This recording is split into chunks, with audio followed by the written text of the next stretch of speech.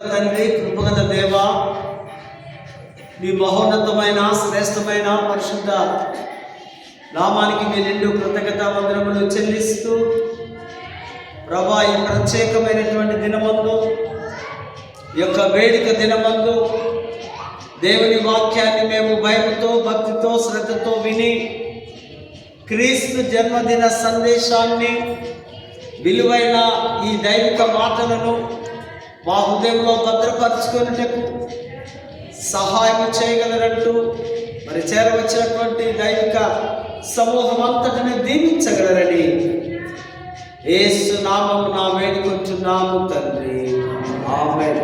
దయచేసి కూర్చుందాం.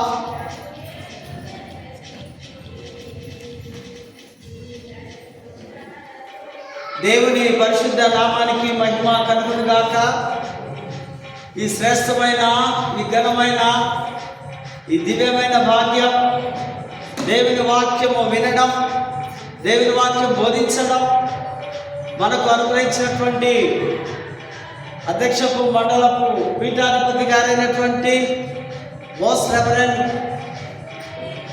Doctor professor Reuben Mark Talli గారికి, అధ్యక్ష మండలపు vice chairman reverend doctor T Bhaskar గారికి, డిసిసి చైర్మన్స్ అండ్ క్లర్జీ, మరి ఆఫీసర్స్, నాయకులు, అధ్యక్ష మండలిలో ఉన్న ప్రతి సంఘానికి, ప్రతి కుటుంబానికి, సిఎస్ఐ వెస్లీ చర్చ్ జగదిరిగుట్ట సంఘపక్షముగా వారికి యేసుక్రీస్తు యొక్క జన్మదిన శుభాకాంక్షలు, దైవ ఆశీస్సులు వారికి నేను నిండుగా మెండుగా సమృద్ధివంతంగా కలుగును గాక అని నేను ప్రకటిస్తున్నాను. అదేవిధంగా స్థానిక సంఘ నాయకులు, సంఘంలో ఉన్న ప్రతి కుటుంబం, మీకు అందరికీ కూడా హ్యాపీ క్రిస్మస్తో పాటు దైవ దీవెనలు సమృద్ధివంతంగా దేవుడు ప్రతినిత్యము మీకు కలగాలని నేను ఆశీర్వదిస్తున్నాను. అదేవిధంగా దూర ప్రాంతం నుంచి వీక్షిస్తున్నటువంటి స్నేహితులు, కుటుంబ సభ్యులు, వారికి అందరూ కూడా క్రిస్మస్ యొక్క శుభములు, శుభాకాంక్షలు ప్రత్యేకంగా నేను తెలియపరుస్తుంటున్నాను. క్రీస్తునందు పరిశుద్ధ దైవిక సమూహమా, ఈ మహా పర్వదినము, ఈ గొప్ప దినాన్ని బట్టి నేను ఎంతగానో సంతోషిస్తూ మీకు మరొక పర్యాయము స్వాగతాన్ని మీకు నేను అందిస్తున్నాను. మహాదేవుని కృప, మొదటి సర్వీస్లో ఘనమైనటువంటి ఆరాధన, మరి రెండవ సర్వీస్లో కూడా దేవుని కృప మన మీద ఉంది కనుక ఈ యొక్క ఆరాధనలో ఎంతగానో దేవుణ్ణి మహిమపరుస్తున్నాం. నేడు మనకు ఇచ్చినటువంటి అంశం మన పెద్దలు మనకు అనుగ్రహించారు. క్రీస్తు జన్మము, క్రీస్తు నిరీక్షణకరమైన మార్గదర్శకు కాంతి, Christ guiding light of hope. ఈ యొక్క అంశాన్ని బట్టి మనం కొన్ని నిమిషాల్లో దేవుని మాటలను జాగ్రత్తగా వింటాం. ప్రతి సంవత్సరం మనం వింటూ ఉన్నాం, ప్రతి సంవత్సరం ఆయన రాకడ వస్తూ ఉంది. కానీ ప్రతి సంవత్సరం కూడా ఒక క్రొత్త కోణంలో, క్రొత్త దృక్పథంలో, క్రొత్త తలంపులతో, క్రొత్త ఆలోచనలో క్రొత్త దేవుడైన యేసును, బాల యేసును మనము ఆరాధిస్తూ, గణపరుస్తూ, సాగిలపడుతూ, పూజిస్తూ ఉంటున్నాం. ఈ యేసుక్రీస్తు వారి యొక్క జన్మదినం లేదా ఈ బర్త్డే సెలబ్రేషన్స్ మన సంఘంలో కాదు, దేశాల వారి నుంచి గ్రామీణ స్థాయి వరకు, అనగా ప్రపంచమంతా యూనివర్సల్ ఫెస్టివల్ అన్నారు దీన్ని, ఇంటర్నేషనల్ ఫెస్టివల్ అన్నారు దీన్ని.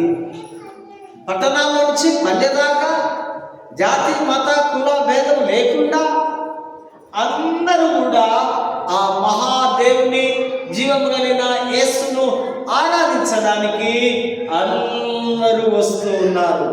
కనుకనే ఇది మహా గొప్ప పర్వదినముగా, ఒక వేడుకగా మరి ఆ దేవుడు దిగి రావడం, ఆ దేవుడు ఆ పరలోకంలో ఉన్నటువంటి యేసు తన తండ్రి యొక్క చిత్తాల ప్రకారంగా ఆయన మెల్లమెల్లగా వంగి దిగి దీనుడై దాసుడై రిక్తుడై మన మధ్యలోనికి ప్రభు వస్తున్నాడు.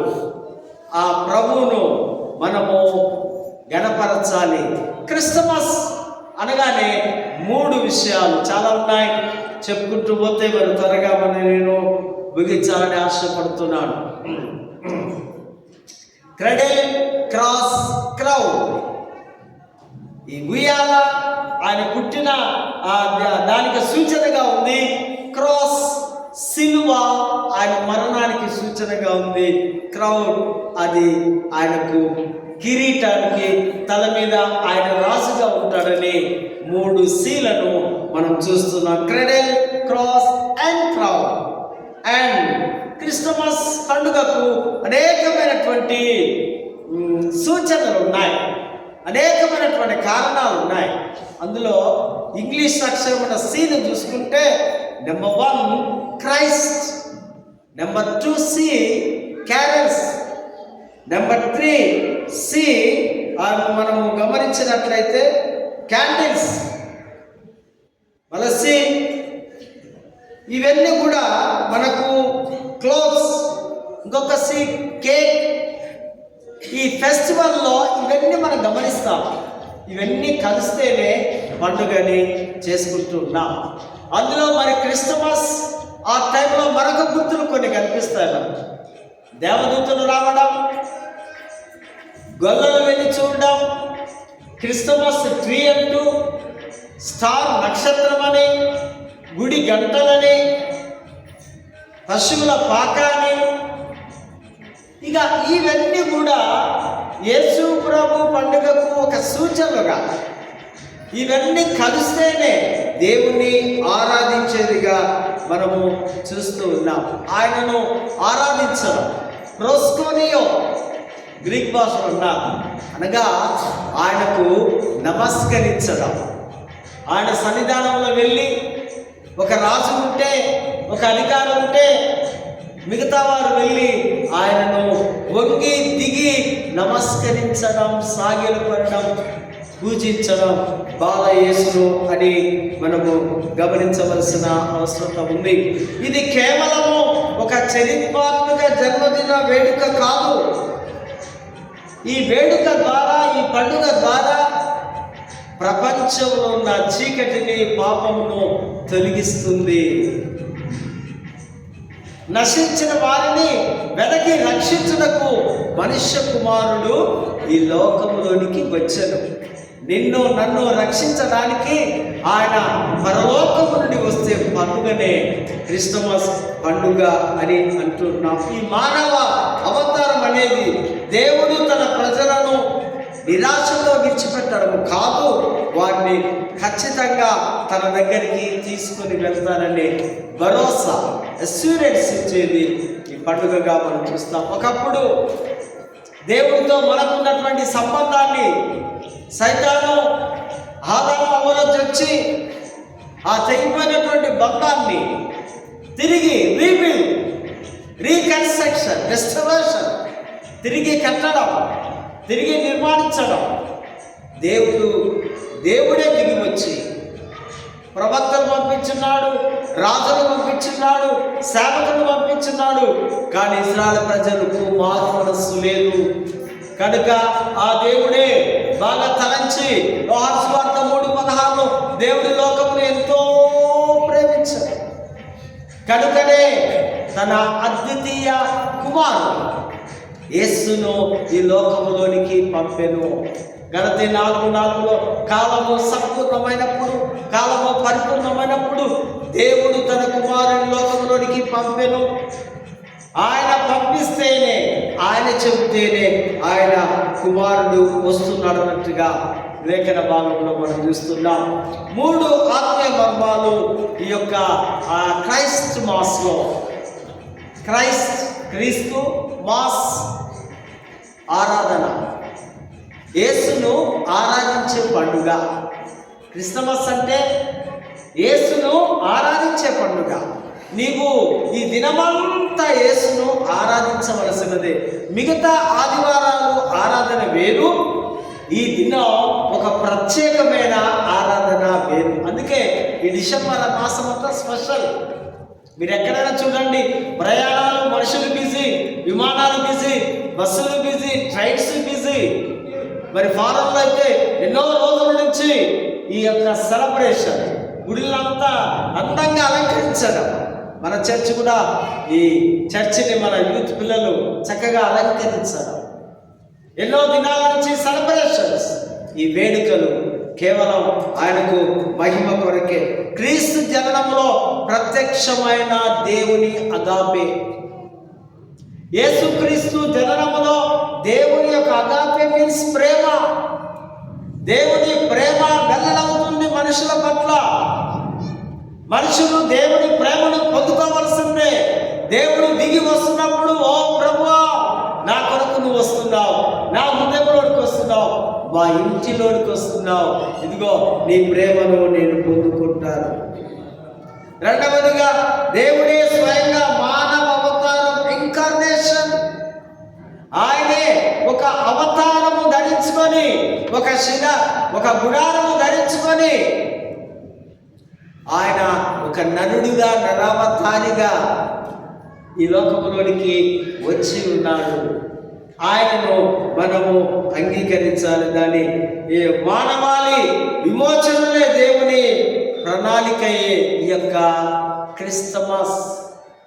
ఇదంతా ఒక ప్లాన్గా, ప్రణాళికగా దేవుడు ఏర్పాటు చేసినట్టుగా మనం చూస్తాం. అదే ఇంగ్లీష్లో చూస్తే, Christmas marks the beginnings of God's plan to redeem humanity through the incarnation. అనగా దేవుడి యొక్క మానవాన్ని విమోచించడానికి దేవుని యొక్క ప్రణాళిక ఉంది.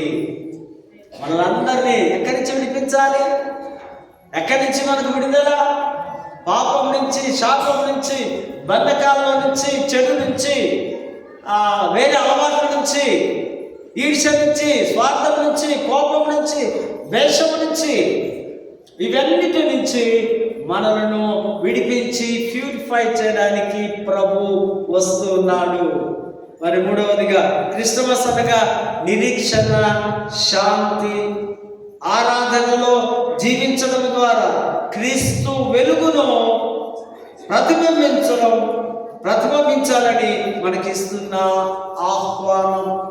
ఆరాధనలోనే ఆయన వెలుగును మీరు చూడాలి, ఆయన ప్రత్యక్షతను మీరు చూడాలి. అదే ఇక్కడ రాస్తూ ఉంటున్నాడు. సెయింట్ అగస్టిన్ అన్నటువంటి ఒక భక్తుడు మంచి మాటలు ఆయన రాస్తూ ఉంటున్నాడు. ఈయన, Christ was born so that by his birth he might bless those who are born only to die. అనగా కేవలం తిరిగి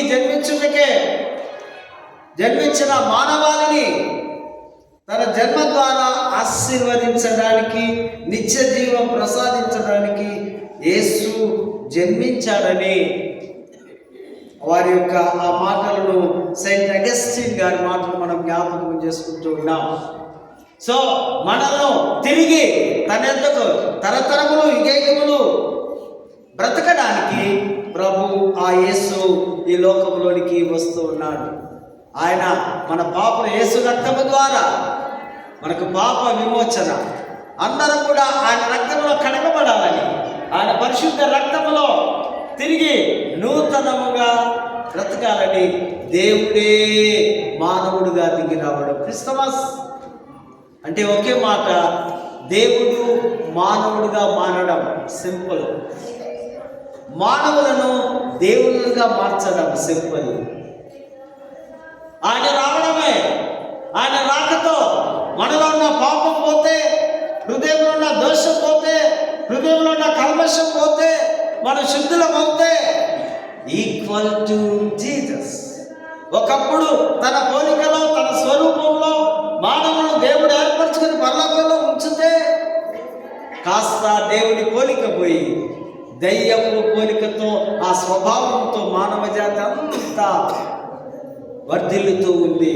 కానీ ఆ మహా దేవుడైన కుమారుడైన దేవుడైన యేసు రాకతో, ఆయన రాకతో మనమందరం కూడా ఆయన రక్తంలో కడగబడి మరి దేవుని యొక్క కృప ద్వారా ఆ విశ్వాసముగా విశ్వసించి నేడు ఆయన దగ్గరికి వెళ్ళడానికి, ఆయన రీచ్ కావడానికి దేవుడు మన కృపను కొసగినట్లుగా మనం చూస్తాం. కనుకనే ఈ యొక్క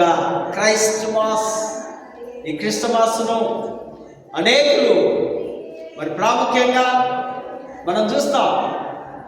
ఎలిజబెత్ క్రిస్టమస్, మరియా క్రిస్టమస్, యేసేపు క్రిస్టమస్, సుమయోను క్రిస్టమస్, హన్నా క్రిస్టమస్, జ్ఞానుల క్రిస్టమస్, గొర్రెల కాపర్ల క్రిస్టమస్, వీరంతా సెలబ్రేషన్ చేసుకున్నారు. నేడు 2025లో ఇది మన క్రిస్టమస్.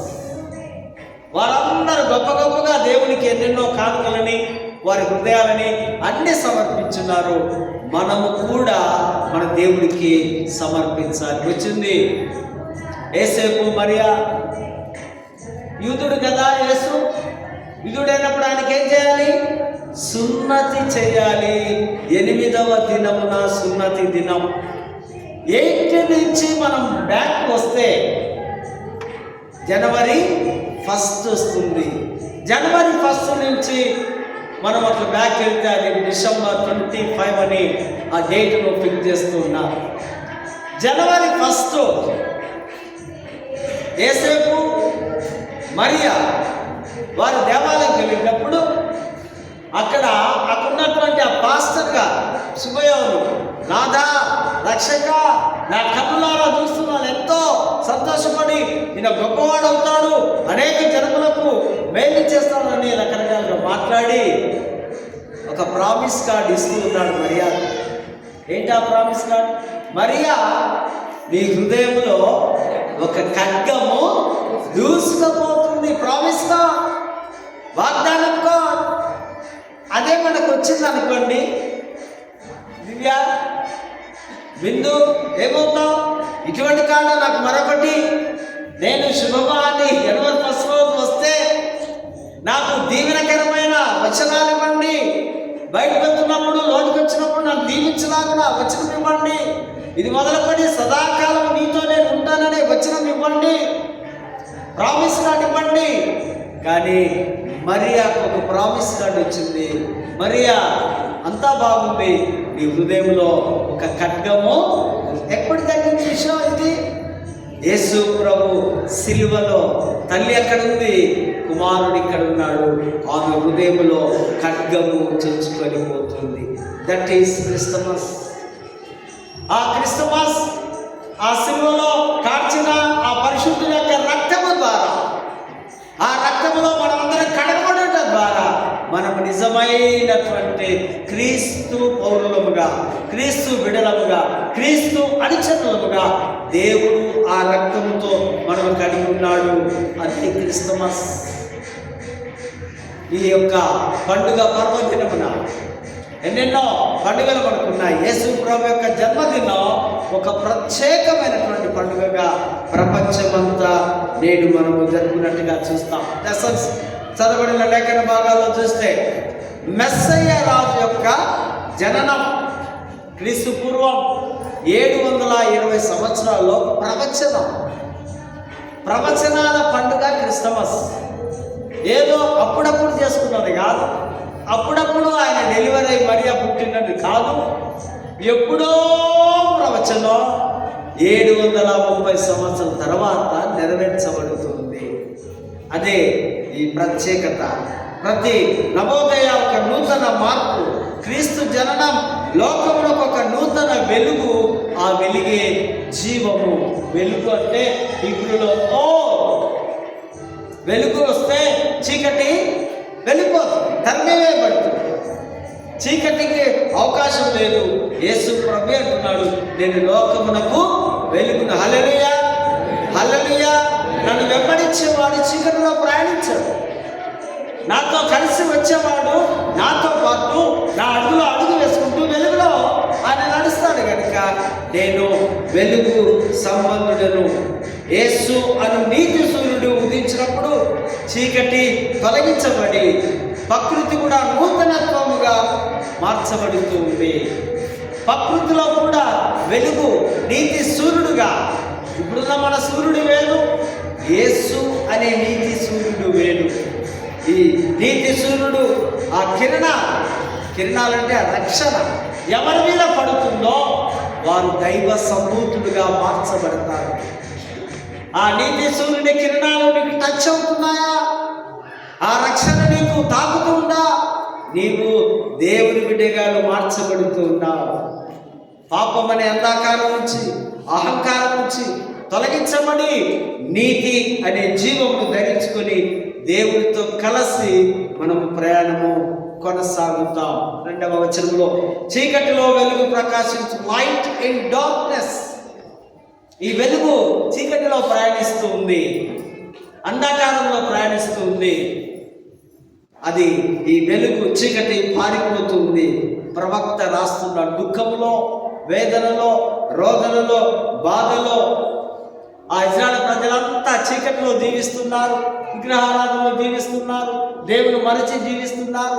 దేవునికి అర్పణలు లేవు, బలులు లేవు, ఆరాధన లేదు, స్తుతి లేదు, దైవ మందిరము లేదు. వారిని చూసి ప్రవక్త విలపిస్తూ ఉన్నాడు. అందుకే అంటున్నాడు, చీకటిలో నడుస్తున్న దేవుడు తప్పక మీకు వెలుగు అనే ఆశను ప్రకాశింపజేస్తారు. దేవుని వైపే మీరు తిరగండి. ఇది పరివర్తన యొక్క వాగ్దానం.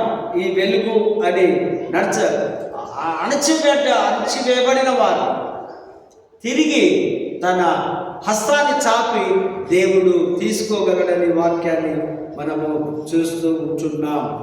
4వ వచనంలో వారు బరువు కాడి, ఎడ్ల కాడి భూమిని సేద్యపరచుటకు ఏ విధంగా ఎడ్లు మధ్యలో కాడి ఉంటుందో, యోక్ ఉంటుందో, మనుషుల మీదనే కాడిని పెట్టి వారు భయంకరమైనటువంటి బానిసలుగా ఇజ్రాయేల్ ప్రజలను, ఆ దినాల్లో ఉన్న రాజులు, పరిపాలకులు అటువంటి భయంకరమైనటువంటి స్థితిలో ఉన్నప్పుడు అప్పుడు అంటున్నాడు, ఇక్కడ ప్రవచనం ఉంది, వారి మెడకట్లను వెలుగగొట్టుతాను. ఒకనొక దినం వేరే దేశాలు పంపించి యుద్ధము చేసి వారికి అందరినీ సర్వనాశనం చేస్తానని ప్రభు మాట్లాడుతున్నాడు.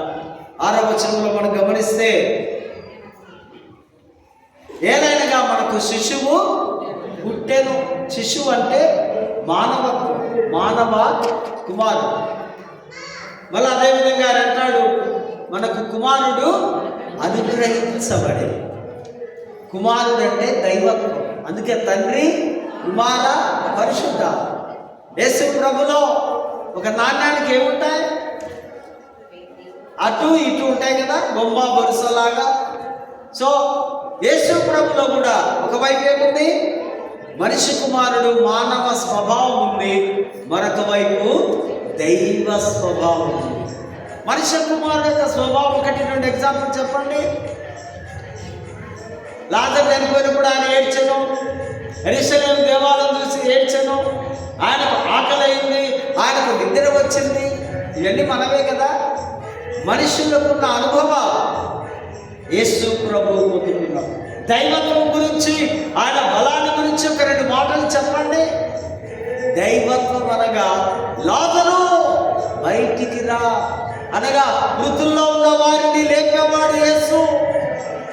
గాలి సముద్రాన్ని అణిచివేయడం, నీటిలో నడవడం, అద్భుతాలు చేయడం, గుడ్డివాడిని స్వస్థతపరచడం, ఇవన్నీ కూడా ఏం లక్షణాలండి? దైవిక లక్షణం. బాగా గుర్తుపెట్టుకోండి, యేసు ప్రభువులో 2 స్వభావం. నెంబర్ 1, మానవుడిగా ఉన్నాడు, మానవుని స్వరూపం ధరించుకున్నాడు కనుక ఆయన శిశువు అన్నారు. నెంబర్ 2, కుమారుడు, ఆయన దైవం.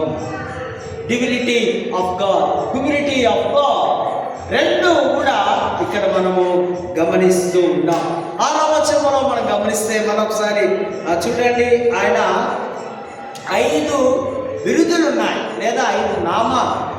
నెంబర్ 1 ఆశ్చర్యకరుడు, ఫిలి అంటాడు. ఇంట్లో ఆశ్చర్యకారములు చేసేవాడిని ఆశ్చర్యకరుడు అంటాడు. వండర్ఫుల్ గాడ్, ఈయన మామూలు దేవుడు కాదు, ఆశ్చర్యాలు చేస్తాడు, అంటే ఊహించనివి చేస్తాడు ఆయన. మనకు కొన్నిసార్లు మనకు ఇది ఆశ్చర్యము అనిపిస్తుంది కదా. కన్యక గర్భం ధరించిందంటే ఇది మహాశ్చర్యం, మనం నమ్మలేదు. కానీ అది దేవుడికి సాధ్యం. ఎవరిలోనైనా, ఏ కన్యలో అయినా ఆ గర్భాన్ని పంపించగలడు. ఆ దినాల్లో మరియా యేసుకు ఇష్టమైంది. మరియా ఎంత పరిశుద్ధురాలో తెలియదు, యేసు ఆమె గర్భాన్ని వాడుకున్నాడు. కనుకనే ఆశ్చర్యకరుడు అంటున్నాం. ఆయన జననం ఆశ్చర్యం, ఆయన జీవితం ఆశ్చర్యం, ఆయన మరణం ఆశ్చర్యం, ఆయన పునరుద్ధానం ఆశ్చర్యం, ఆయన రెండవ రాకడ కూడా ఆశ్చర్యమే. రెండవదిగా ఆలోచనకర్త, గుడ్ కౌన్సిలర్. ఏదైనా సమస్య వస్తే, ఏదైనా ఇబ్బంది ఉంటే దైవ జ్ఞానాన్ని మరియు మార్గదర్శకత్వాన్ని పరిపూర్ణముగా ఇచ్చేవాడు ఆయన. యేసు జ్ఞానవంతుడే కాదు, మనలను సత్యములోనికి, జీవములోనికి నడిపించేవాడు. తన సువార్త బోధించుట ద్వారా ఆయన కౌన్సిలింగ్ చేస్తూ ఒక పాపి పరిశుద్ధుడిగా మార్చాలంటే, ఒక చెడ్డవాన్ని మంచిగా మార్చాలంటే ఈ పాస్టరు ఎన్నో దినాలు ఆయన కొరకు నెంబర్ 1 ప్రార్థన చేయాలి. కొంతకాలానికి వారి ఇంటికి వెళ్ళింది ఆయన, రే బాబు ఇది అది అది ఇది అనుకుంటూ మంచిగా మారితే, లేదా ఆ అద్భుతాలు ఆ ఇంటిలో జరిగితే వెంటనే పాపి పరిశుద్ధుడు కాగలడు.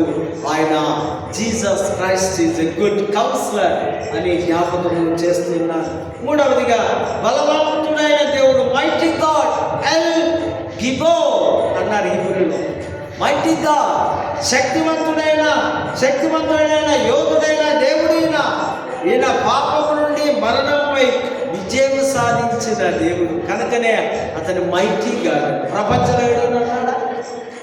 మరణాన్ని జయించిన వాడు, పాపాన్ని జయించిన వాడు ఎవరు లేరు, ఈయన మాత్రమే అని ప్రపంచంలో ఉన్న మత అనేక గ్రంథాలంతా కూడా ఈ సత్యాన్ని విశ్వసిస్తూ ఉన్నారనే మాటలు నేను జ్ఞాపకం చేస్తున్నాను. నెంబర్ 4, నిత్యుడగు తండ్రి, ఎవర్ లాస్టింగ్ ఫాదర్. ఈయన యేసు శాశ్వతుడు, జీవానికి మూలం మరియు సర్వ సృష్టికి పోషకుడు. ఆయనే పోషించేవాడు. కనుకనే అతన్ని మనము తండ్రి అని కూడా అంటున్నాం. ఒక తండ్రి తన కుమారుని ఏ విధంగా కలిగిన సంబంధం, ఆ సంబంధాన్ని బట్టి ఆ కుమారునికి బట్టలు, తిండి, ఉద్యోగము, వివాహము లేదా ఇల్లు అన్నీ సమకూరుస్తాడు. కారణం బికాస్ హిస్ ఫాదర్. ఆయన తండ్రి కనుక కొడుకు సమకూరుస్తున్నాడు. ఈ పరలోకపు తండ్రి సర్వ సృష్టిలో ఉన్న మానవ జాతి అంతటికి ఆయన పోషకుడుగా ఉన్నాడు. ఈయన పేరు ఎవర్ లాస్టింగ్ ఫాదర్, నిత్యుడగు తండ్రి. ఐదవదిగా సమాధానకర్త, ద ప్రిన్స్ ఆఫ్ పీస్, సర్ షాలోమ్. సమాధానానికి ఈయనే కర్త, దైవిక శాంతికి తెచ్చే పాలకుడు, సమాధానకర్త, అధిపతి. తమన సిలువలో కార్చిన రక్తము ద్వారా పరలోకము భూమిని సమాధానపరిచాడు. ఆయన పరలోకానికి విశ్వాసం డైరెక్ట్గా వెళ్ళడానికి దేవుడికి మనకు ఒక వంతెన వేసి, ఒక బ్రిడ్జి లాగా యేసు ప్రభు సమాధానకర్తగా ఉన్నాడు. ఆయనకు మనకు మాటలు లేవు. దేవుడు ఆదాము కొట్లాడుకున్నారు. చాలా సంవత్సరాలు మాట లేకపోతే దేవుడు వారిని వెళ్ళగొడితే తండ్రితో మాటలు బంద్ అయిపోయాయి. కుమారుడైనటువంటి తండ్రి వచ్చి ఆ పరమ తండ్రి చేయి పట్టుకొని మనలను తన తండ్రి చేతిలో పెట్టి, దేవా తండ్రి, ఇదిగో వీడు తెలుసో తెలియకో పాపంలో పడిపోయాడు, ఇప్పుడు నేను సమాధానపరుస్తున్నాను. నా పేరే పీస్. పీస్ కనుక నేను షాలేమ్, ద ప్రిన్స్ ఆఫ్ పీస్ అని ప్రభువును. నిజమైన సమాధానం ఎక్కడ ఉంటుందంటే మన హృదయంలో క్రీస్తు ఉనికి కలిగి ఉండాలి. అందుకే యూకరిస్ట్లో నేను పిలుస్తూ ఉంటాను కదా, పీస్ కపుల్, సమాధాన జంట. సమాధానము వారి హృదయంలో సమాధానం అనే ఉనికి వారు కలిగి ఉండాలి. వారు ఆ పీస్ పాస్ చేస్తే మిగతా వారందరికీ సమాధానము వస్తూ ఉంది. యేసు మాత్రమే ఆరాధకుడు. మోనోథిజం, ఏక దేవుని ఆరాధన. యూదులు, ముస్లిమ్స్, ఏకదేవుని క్రిస్టియన్స్, వీరంతా ఏకదేవుడు తప్ప మరొక దేవుడు వీరికి లేదు. దీన్ని అన్నారు మోనోథిజం అన్నారు. రకరకాలైనటువంటి ఆరాధనలు మనకు అనిపిస్తాయి, కానీ ఈ ఆరాధన మాత్రం ఆరాధకుడు ఒక్కడే, ఆయనకే మహిమ ఘనత మనము చెల్లించాలి. కీర్తన పాఠాల్లో కూడా మనం గమనించినట్లయితే నూతన నిరీక్షణ గీతం, singing the song of hope, new song of hope, ఒక నూతన నిరీక్షణ గీతం. ఈ పాట, ఈ కీర్తనలన్నీ పాటలే, స్తుతి పాటలు. 96వ కీర్తనలో భక్తుడు రాస్తున్నాడు 1 and 3 verses సర్వశక్తుడైన దేవుని సార్వత్రిక ఆరాధన. ప్రపంచమంతా ఒక క్రొత్త రాగముతో, క్రొత్త గొంతుతో దేవుణ్ణి స్తుతించాలని, ఆరాధించాలని భక్తుని యొక్క ప్రణాళిక. దేవుని రక్షణ ఇజ్రాయెల్ మాత్రమే కాకుండా మొత్తం మానవానికి అందరికీ కూడా విస్తరిస్తుందని కీర్తనకారుడు రాస్తున్నాడు. ఇది ఇజ్రాయెల్కు, యూదులకే కాదు, ప్రపంచంలో ఉన్న మానవ జాతికి అందరికీ అని. వేదాంత పరంగా చూస్తే క్రీస్తు యొక్క లక్ష్యం అన్ని దేశాలకు మరియు సువార్తలు వెళ్ళాలి, ఈ పాటలు వెళ్ళాలి. ఈ క్యానల్స్ ద్వారా మనము అనేక ఇళ్ళకి వెళ్ళి ఆ పాటలు పాడటం ద్వారా దేవుని సువార్తను ప్రకటించడం జరిగింది. 4 నుంచి 10 వరకు దేవుడు మాత్రమే ఆరాధనకు అర్హుడు. ఎవరికి ఒక్కొక్కరికి ఒక్కొక్క అర్హత ఉంటుంది. బోధించేవాడికి ఒక అర్హత, ప్రార్థించేవారికి ఒక అర్హత, పాటలు పాడేవారికి ఒక అర్హత, దేవుడి వాక్యం శ్రద్ధగా వినేవారికి ఒక అర్హత. కానీ ఈ బాల యేసుకు, ఈయనకు, ఈ సృష్టికర్త అయిన దేవుడికి మాత్రమే మనమందరము ఆయన ఆరాధనకు యోగ్యుడని, మనము అర్హుడని భావించి సృష్టికర్త, భూమి అంతటికి రాజు మరియు న్యాయాధిపతి ఆయన తప్ప మరొకరెవరు అర్హులు కాదు అనే సత్యాన్ని మీకు నేను జ్ఞాపకం చేస్తున్నాను. 11, 13 వచనంలో రాబోయే తీర్పు మరియు సృష్టి యొక్క పునరుద్ధరణ. తీర్పు అంటే పరిస్థితులను సరిదిద్దడం, విరిగి నలిగిన హృదయాలకు నెమ్మది కలిగించుటకు ఈ క్రిస్టమస్ యేసు జన్మ ద్వారా జ్ఞాపకం చేయబడుతుంది. విరిగి నలిగిన హృదయ పునరుద్ధీకరణ, రిస్టరేషన్, తిరిగి చేర్చడం, తిరిగి అల్లడం, తిరిగి పెనేసుకొని పోవడం, తెగిపోయిన సంబంధాన్ని తిరిగి దేవుడితో ఐక్యపరచుకోవడం. ఈ యొక్క విధానాలను మనము జ్ఞాపకము చేసుకుంటూ ఉన్నాము. పత్రికల పాఠంలో కూడా మనం చూస్తే కృప ప్రత్యేకమైన దినం. మన రక్షణ మనం చేసిన మంచి పనుల ద్వారా కాదు, కానీ దేవుని వలనే అని పౌలు తీతుకు రాస్తూ ఉన్నాడు. ఒక్కొక్కసారి మనం మంచి పనులు చేస్తాం కదా, పండుగ రోజు ఎవరికైనా బట్టలు ఇవ్వడం, భోజనాలు పెట్టడం, లేదా మరొక సహాయం చేయడం మంచిదే. కానీ నువ్వు మానవ హృదయంతోనే చేస్తున్నావు. కానీ ఈ యొక్క క్రిస్టమస్లో దేవుని యొక్క కృప, దేవుని యొక్క దయ రావాలంట. దేవుని దయలో ఉంటేనే మీ మంచి పనులు దేవుడికి ఇష్టంగా ఉన్నట్లయితే అవి ఆ దేవుడు అంగీకరించగలడని పౌలు రాస్తున్న 4వ వచనంలో యేసుని జన్మలో దేవుని దయ, ప్రేమ ఈ 2 ప్రత్యక్షమవుతున్నాయి. యేసులో ప్రేమ ఉంది, దయ ఉంది, లవ్ అండ్ కైండ్నెస్. ఈ 2 ఆయన కలిగి ఉన్నాడు కనుక ఆయన దేవుని కుమారుడిగా, యేసుగా ఆయనను మనం గుర్తిస్తున్నాం. 5వ వచనంలో పునర్జన్మ సంబంధమైన స్నానం. ఈ స్నానం క్రైస్తవ బాప్తిజానికి ముంగుర్తుగా ఉంది. విశ్వాసి నూతన జన్మను పొంది నూతన జీవితం జీవించడానికి ఇది సూచిస్తూ ఉంది. విశ్వాసులు తమ జీవితాలను దేవునికి ఆస్వాదించడానికి, దేవుని కొరకు వారి జీవితాన్ని కమిట్ చేసుకోవడానికి దైవిక జీవం అనుగ్రహించబడుతుంది వారికి అని పౌలు రాస్తున్నాడు. 6వ వచనం, పరిశుద్ధాత్మను మన మీద సమృద్ధిగా కుమ్మరించడం. పరిశుద్ధాత్మ అపోస్తల కార్యం 2వ అధ్యాయంలో మనం చూస్తాం.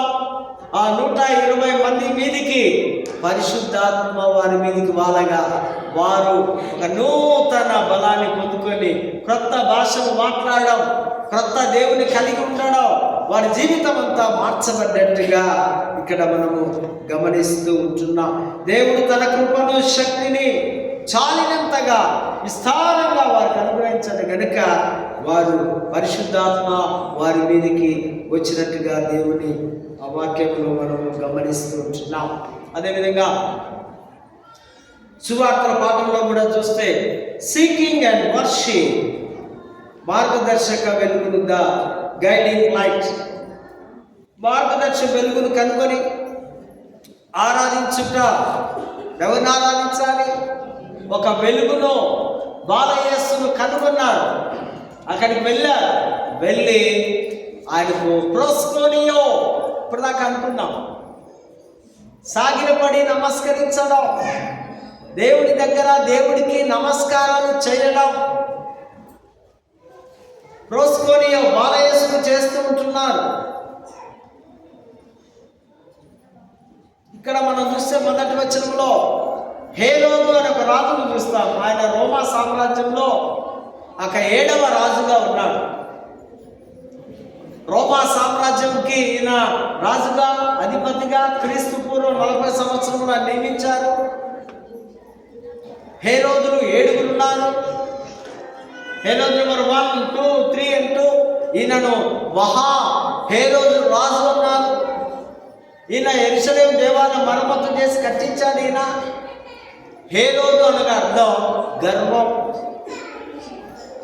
గర్విష్ఠుడు, చాలా కోపగాడు, చాలా భయంకరమైన వ్యక్తి. ఈయన ఆ దేశంలో ఆ ప్రాంతంలో రాజుగా ఉన్నారు. తూర్పు దేశపు జ్ఞానులు వారు ఆ నక్షత్రాన్ని చూసి ఆ ఇరాన్ ప్రాంతం, మెసొపొటేమియా, బైబిల్లో మ్యాప్ను చూడండి మీకు అర్థమవుతుంది. ఓల్డ్ టెస్టమెంట్ మ్యాప్ చూస్తే ఆ ఇరాన్ మెసొపొటేమియా ప్రాంతం నుంచి ఒంటెల మీద 3 జ్ఞానులు వస్తున్నారు. Number 1 Balthazar, Melchior, Caspar. ఈ 3 జ్ఞానులు చాలా మైలు ప్రయాణించి, అనగా యేసు పుట్టి చాలా రోజుల తర్వాత, యేసు పుట్టిన వెంటనే ఎవరు వెళ్ళారు? గొర్రెల కాపరులు కదా. వారు మొదటిగా ఎక్కడ పనిచేస్తున్నారు? పొలములో పనిచేయడం, తర్వాత పరలోకపు అనుభవం, తర్వాత పట్టణపు అనుభవం. పొలంలో ఏం చేయాలి? వర్క్ చేయాలి కదా. వర్క్ అంటే పని. పరలోకంలో అనుభవం అంటే వర్డ్. దేవదూతల ద్వారా వాళ్ళకి ఒక వార్త వచ్చింది. ఏంటి ఆ వార్త? నేడు రక్షకుడు మీ కొరకు పుట్టి ఉన్నాడు, మీరు వెళ్ళి చూడండి.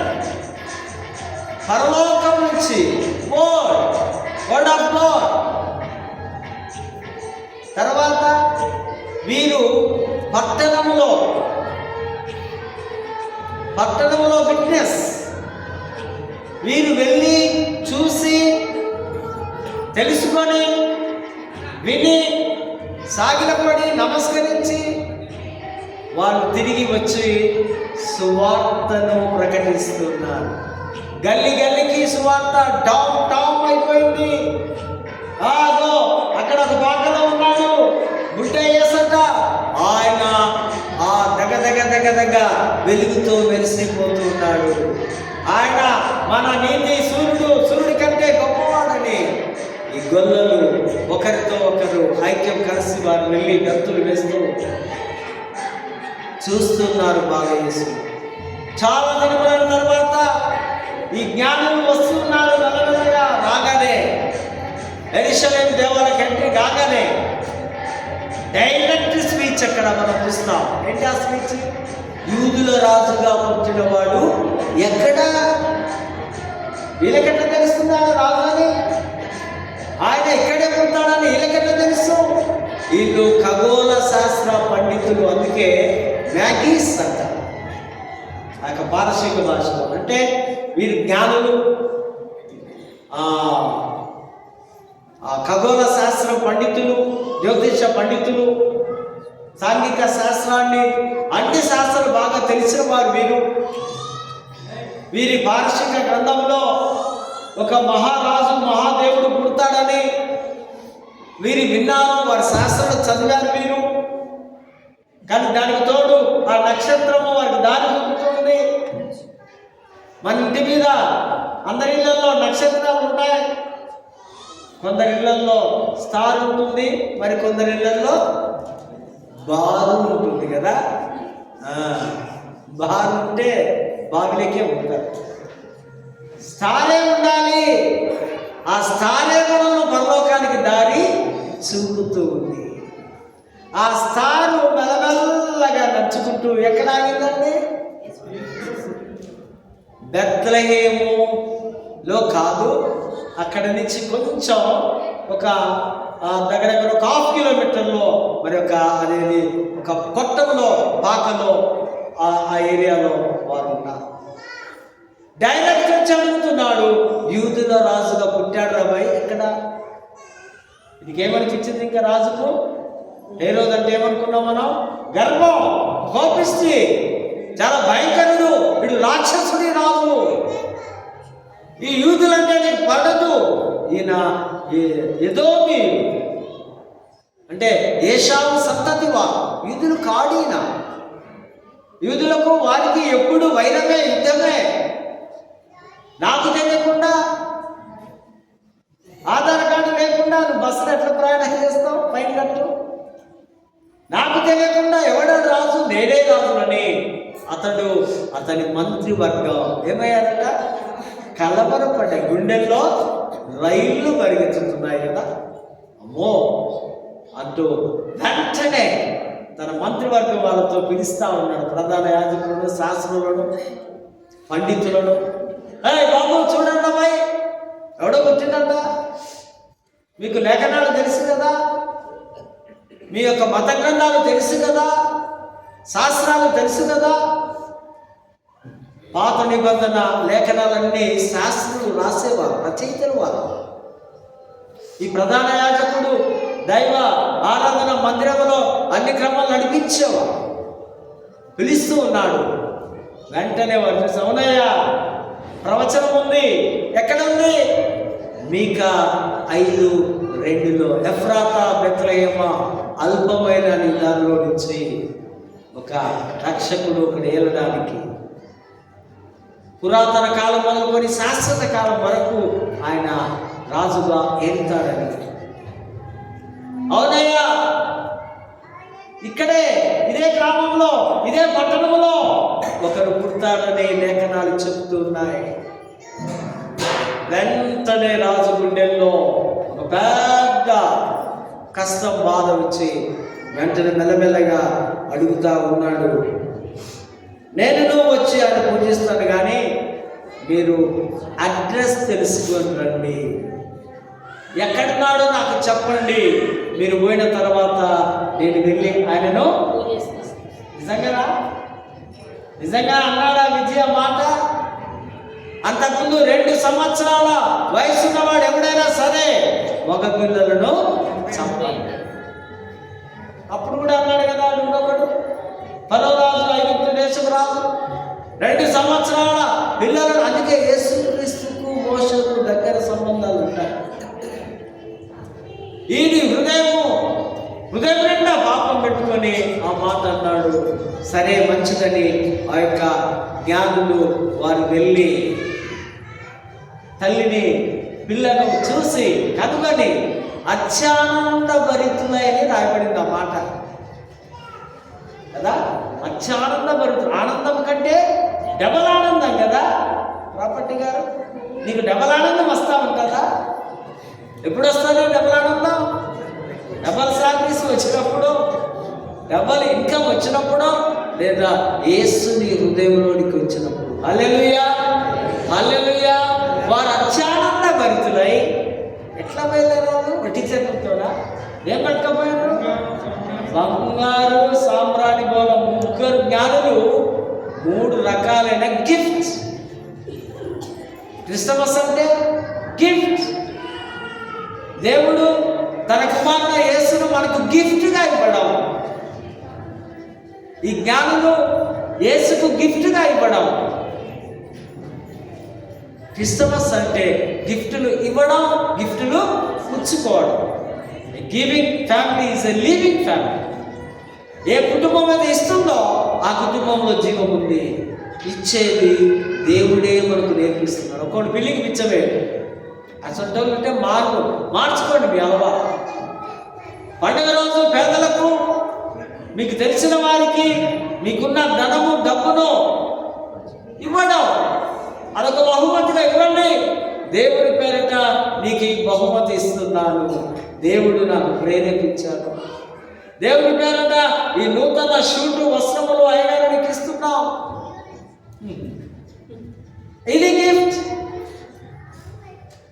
ఫలితంగా ఆకాశవాకులు విప్పి ఏమిస్తాడు దేవుడు? దీవెనలు ఇస్తాడు. బంగారు దేనికి గుర్తు? దైవత్వానికి, రాజరికానికి. ఈయన రాజు కదా, అవునా? ఎవరైనా రాజు. ప్రవీణ్ పగడాలు ఎప్పుడు ఒక మాట ఉంటాడు కదా ఆయన స్పీచ్లో, జీసస్ ఇస్ మై కింగ్, యేసు నా రాజు అనేవాడు. ఈ రాజుకు మామూలు బట్టలు అప్పుడు వేసినారు. వాళ్ళమ్మ పేదరాలు కదా, మరి ఏం బట్టలు అవి? పొత్తి గుడ్డలతో చుట్టబడి. మాట కూడా పొట్టి బట్టలు అంటే ఆ మురికి బట్టలు, చిరిగిపోయిన వస్త్రములు, ఖరీదైనవి కావు. కానీ జ్ఞానులు గుర్తించారన్న దైవత్వాన్ని. ఈయన సాధారణ మనిషి కాడు, ఈయన మామూలు వ్యక్తి కాడు, ఈయనకు నేను బంగారు తీసుకొని వెళతా. బంగారు గౌరవానికి, దైవత్వానికి, రాజరికానికి గుర్తు. అందుకే మనం కొత్తగా బిషప్ గారిని ఎవరైనా చేయాలంటే బిషప్ గారికి 10 తులాల బంగారు పెడతారు, పెద్ద భద్రంతో. అది నేను పెట్టుకొని చేసుకుంటే నడుస్తుందా? ఎవరు పెట్టుకోవాలి? బిషప్ గారే పెట్టుకోవాలి. ఆ సమయంలో ఆయనలో దైవత్వం దిగి రావాలని, ఆయనకు ఒక ప్రత్యేకమైన గౌరవం సంఘం ఇవ్వాలని, ఆయన గొప్పవాడిగా సూచనగా ఉండాలని ఆ యొక్క విలువైనటువంటి వజ్రముతో ఉంగరము చేయిస్తారు సంఘం.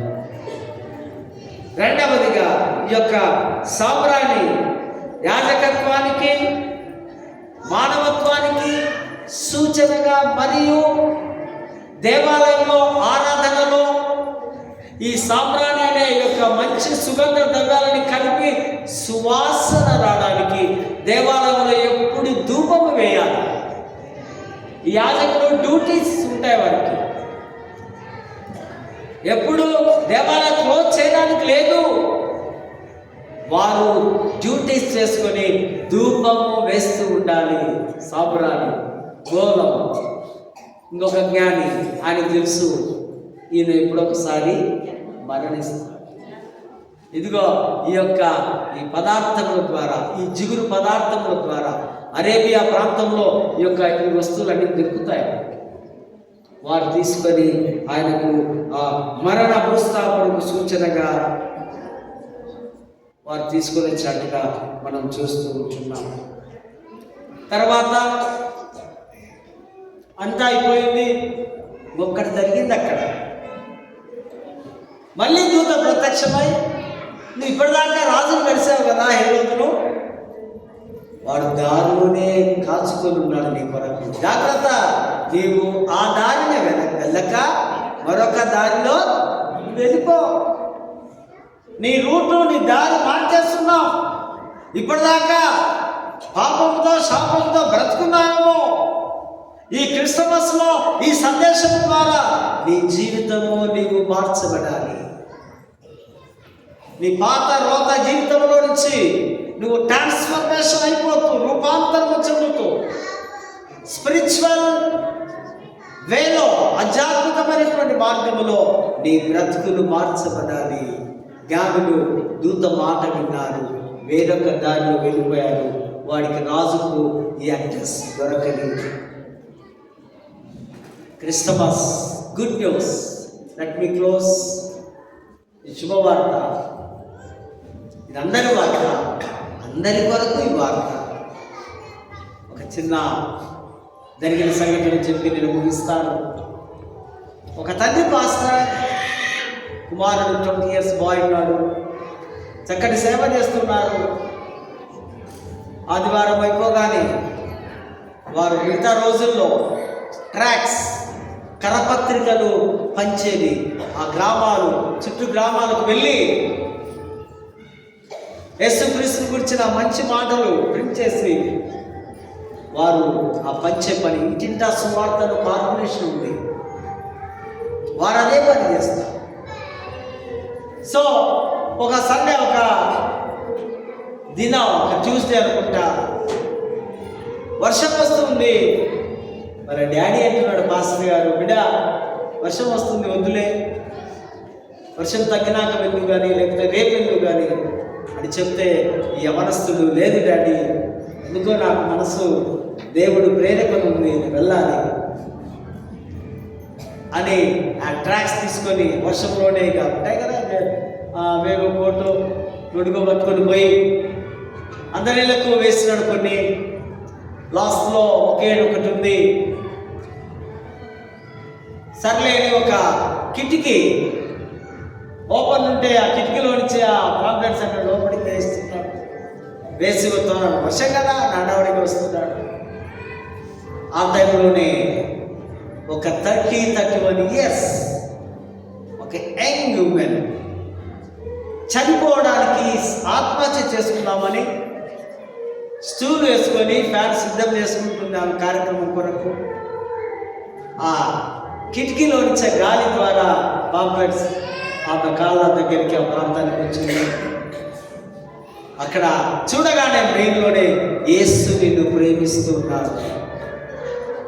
అరే, ఇదేంటి మాట బాగుంది, ఇంతవరకు నన్ను ఎవరు ప్రేమించలేదు ఈ లోకంలో, నేను విసిగెత్తైపోయాను, నేను అన్ని విషయాల్లో ఫెయిల్యూర్ అయ్యాను, నాకు ఈ లైఫ్ వద్దనుకుంటే ఇప్పుడు ఈ మాట ఇదేంటో అని మొత్తం చదివిందాను. జస్ట్ ఒక 10 minutes చదివి తన పాపాలన్నీ ఒప్పుకొని, ఓ ఈయన నిజమైన దేవుడు ఈయనే, ఇందులో ఇంత బాగా సువార్త రాయబడింది, ఇక నేను నాకు ఆత్మహత్య ప్రయత్నం నేను క్యాన్సల్ చేసుకుంటానని సండే దగ్గరలో ఉన్న ఆ చర్చికి వెళ్ళింది. వాక్యం ఉంది. పాస్టర్ గారు అంతా వాక్యం బోధించిన తర్వాత ఆల్టర్ కాల్ ఇస్తూ ఉన్నాడు. ఎవరైనా రక్షింపబడి మారు మనసు పొంది ఉంటే బాప్తిజానికి సిద్ధము కండి, బాప్తిజము తీసుకోవాలి, రండి కంపల్సరీ అన్నప్పుడు ఇదే అమ్మాయి ఏడ్చుకుంటూ వచ్చి సాక్ష్యం చెబుతుంది. పాస్టర్ గారు, మన ట్యూస్డే నేను మరణానికి సిద్ధమైపోయా, వితిన్ 2-3 నిమిషాలకి నేను లేట్ అవుతే నేను చనిపోయేదాన్ని, ఇదిగో ఈ కరపత్రిక నన్ను బ్రతికించింది, ఇందులో ఉన్న జీవం కలిగిన మాటలు నేను నమ్మాను, విశ్వసించాను, నీ దగ్గరకు వచ్చాను, నేను బాప్తిజం తీసుకోవడానికి సిద్ధంగా ఉన్నాను. అప్పుడు ఆ ప్రక్కనే ఉన్న పాస్టర్ గారి కుమారుడు ఎంతో సంతోషించాడు, అత్యానందభరితుడయ్యాడు. కారణం, ఒక ప్రాణి రక్షింపబడింది. ఈ లోకంలో ఒక పాపి రక్షింపబడితే పరలోకంలో సంతోషం, భూలోకంలోనే కాదు, వారి ఇంటి వాళ్ళకే కాదు, వారి సంఘంలోనే సంతోషం కాదు. ఎక్కడ సంతోషం? పరలోకములో సంతోషం. ప్రేమైనటువంటి వారు ప్రతి సంవత్సరం ప్రభు కొరకు ఎంతెంతగానో ఆరాటపడి, ఎంతగానో దేవుడు మహిమపరచాలని రకరకాలైనటువంటి ఈ యొక్క శ్రమలు, కష్టాలు దేవుడి కొరకు అన్నీ సమర్పించుకొని చివరికి నిద్రను కూడా త్యాగము చేసుకొని మనమందరము ఆ మహాదేవుని ఆరాధించడానికి వచ్చిన్నాం. ఈ క్రిస్టమస్ మన జీవితాలను మారుస్తుంది. గుర్తుపెట్టుకోండి, యేసు ప్రభు నిన్న నేడు నిరంతరము ఏకరీతిగా ఉన్నాడు. Is the living God. ఆయన పుట్టాడని ఒక ప్రూఫ్ ఉంది. తెలుసు కదా మనకు లూకాసు వార్త. జనసంఖ్య సెన్సస్ 10 years ఒకసారి మనకు రాస్తారేమో. నేటికి యేసేపు మరియా అనే పేర్లు రికార్డు చేయబడ్డారు. జర్మనీ పెద్ద లైబ్రరీలో వారి భాషల్లో జనసంఖ్యలో యేసు పేరు ఉంది. ఎవరెవరో ఏదేదో చెప్తే అల్ప విశ్వాసంలో మనం వెళ్ళకూడదు. ఆయన పేరు ఉంది. ఆయన జీవం గల దేవుడు నిరంతరము మనతో ఉన్నాడు. మనం ఆయన విశ్వసిస్తే చాలు, ఆయన నుండి చోటుకు మనం వెళ్తాం. అటువంటి కృప, పరిశుద్ధాత్మ నడిపింపు, దైవాశస్సులో దేవుడు మనకు సమృద్ధివంతంగా గ్రహించుగాక. ప్రార్థించుదాం. పరిశుద్ధుడా, ప్రేమ గల తండ్రి, నీ దైవిక నామానికి మరొకసారి వందనాలు చెల్లిస్తాం. సంపూర్ణముగా మేము నేను విశ్వసిస్తూ నీ సెలబ్రేషన్స్ గ్రేట్ ఇంటర్నేషనల్ ఫెస్టివల్, ఈ పండుగను మా కుటుంబం, మా సంఘం, మా గ్రామం, మా పట్టణం, మా దేశం అంతా కూడా ఎంతో సంబరంగా ఈ క్రీస్తు జన్మదినాన్ని మేము సెలబ్రేట్ చేసుకుంటున్నాం. ఇంతబడిన వాక్యాన్ని మా హృదయంలో భద్రపరచండి. ప్రతి కుటుంబాన్ని మీరు దీవిస్తూ ఆశీర్వదిస్తూ మీ రాకడ కొరకు మేము ఎదురు చూసేవాళ్ళం. అటువంటి దైవికమైనటువంటి ఆశీస్సు మా ప్రియ కుటుంబాలకు సమృద్ధివంతంగా అనుగ్రహించగలరు. క్రీస్తు నామమున వేడుకొంటున్నాము.